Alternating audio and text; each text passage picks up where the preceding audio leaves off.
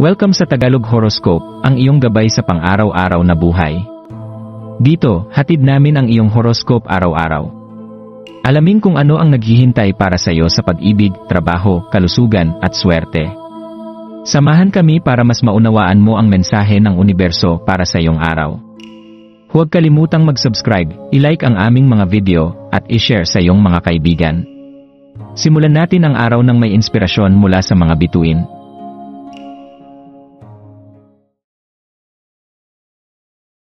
Narito ang iyong pang-araw-araw na horoscope para sa Gemini ngayong January 15, 2025, isang araw ng pagkonekta at kasiyahan ngayong Miyerkules, January 15. Ang araw ay nagbibigay inspirasyon sa iyo na yakapin ang mundo sa iyong natatanging estilo bilang isang Gemini.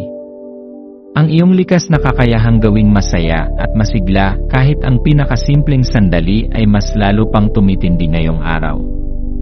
Habang ginugugol mo ang mga oras, hayaan mong ang kagalakan sa pagmamasid sa iyong paligid ang maging daan upang mas lalong maging malalim ang iyong ugnayan sa iba.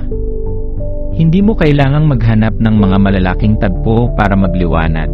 Kahit ang mga munting sandali, isang masiglang usapan o simpleng ngiti ay maaari nang magdulot ng kaligayahan. Ang iyong pagiging masiyahin ay parang sinag ng araw na nagbibigay liwanag sa madilim na sulok. Tandaan, ang iyong presensya ay may kapangyarihang magdala ng ngiti sa mukha ng iba.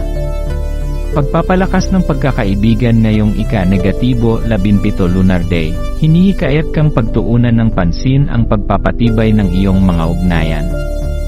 Ang enerhiya ng araw na ito ay nakatuon sa pagpapagaling ng mga sugat sa pagkakaibigan at pagbuo ng mas matibay na pundasyon para sa inyong samahan.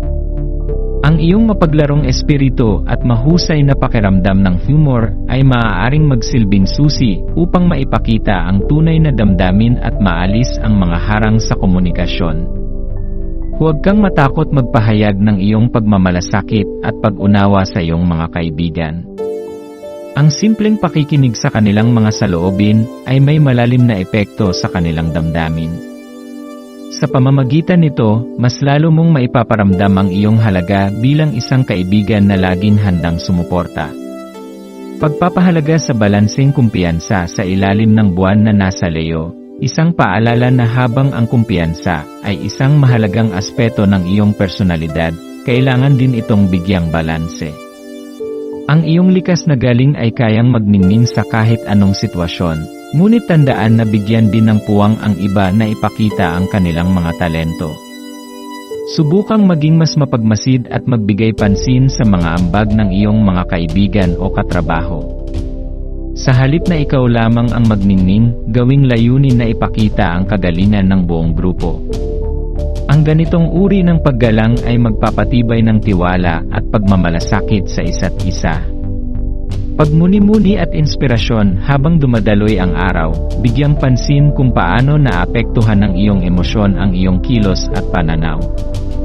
Ito ay isang makapangyarihang panahon para sa pagmumuni-muni at pagbibigay suporta sa isa't isa. Alalahanin na ang tunay na koneksyon ay hindi lamang tungkol sa masayang sandali kundi pati sa malalim na pag-unawa sa isa't isa. Pangwakas na mensahe para sa araw. Habang natatapos ang araw, maglaan ng sandali upang magpasalamat sa mga pagkakataong makapagbigay at makatanggap ng kasiyahan at suporta. Ang mga ugnayang binuo at pinatibay ngayong araw ay magdadala ng liwanag sa mga darating pang araw. Mahal kong Gemini, ikaw ay isang simbolo ng enerhiya at koneksyon. Ang bawat tawa, bawat kwento, at bawat sandaling iyong ibinabahagi ay isang mahalagang bahagi ng tapestry ng buhay. Patuloy mong iangat ang mga tao sa paligid mo habang pinapalago ang iyong sariling kaligayahan at tagumpay. Harapin ang bukas ng may panibagong sigla at inspirasyon.